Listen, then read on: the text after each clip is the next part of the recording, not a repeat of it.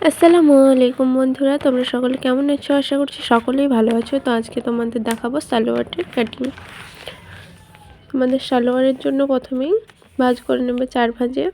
দেখো আমি ভাঁজ করে নিচ্ছি, তোমরাও ভাঁজ করে দাও। 4 ভাঁজে ভাঁজ করে নেবে। এই যে আমার ভাঁজ করা কমপ্লিট। এবার মাপ নেব। আমাদের কোমরের জন্য 2 আর লম্বাটা নেব 16।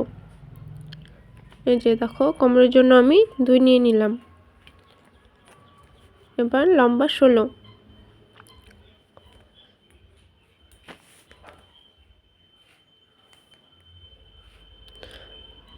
আর এটা হবে 9।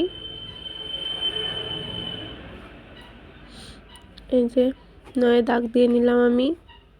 এবার হিপটা হবে 5.5। এই যে 5.5। আর পাটা হবে এই জায়গাটা নিচুটা হবে 3। এবার হিপের সাথে ওই 3 যেটা দাগ দিলাম ওটা জয়েন্ট করে দিচ্ছি।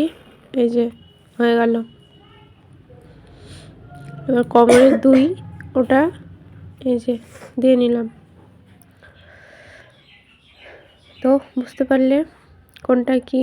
এই যে এটা হিপ, এটা হচ্ছে 5.5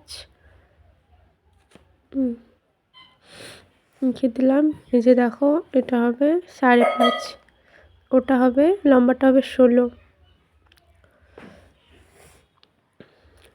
আমরা এবার এই সাইডটা কেটে নেব।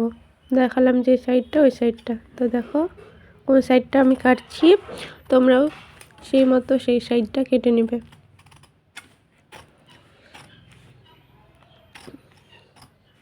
এই যে হয়ে গেল আমার কাটা। এবার যে দেখছো উপরের দিকটা জয়েন্ট আছে, এই উপরের দিকটা ফেড়ে নেব।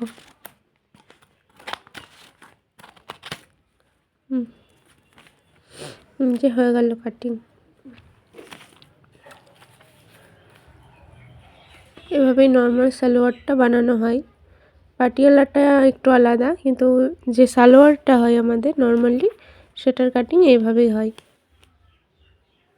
পাটিয়ালাটা একটু আলাদা হবে আর একটু বেশি কাটতে হবে।